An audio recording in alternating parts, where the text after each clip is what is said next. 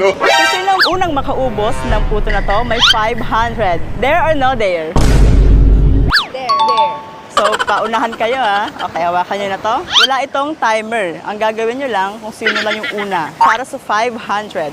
Ready na? 3 puto yan ha. Para sa 500. Ready, set, go! 3 puto. Kung sino ang mauna, siya ang may 500. Sino kaya? Sa team green o sa team white? Kasi yung kulay ng puto eh. Kumakain naman kayo ng puto. Yes! Oh, favorite nyo naman yung puto. Okay. Kaya sa lahat na mag-register dyan, i-click lang ang link na nasa baba dahil may bigyan si Ate Will ng Kashi sa lahat ng mga pili niya. Good luck! Ang gaganda ng mga taga-Laon niya. Kung sa akin yung isang subuan na yan, ganun oh. Wow! Oy! Last one! Oy, malapit na rin siya. Oh, last one na rin. Oh.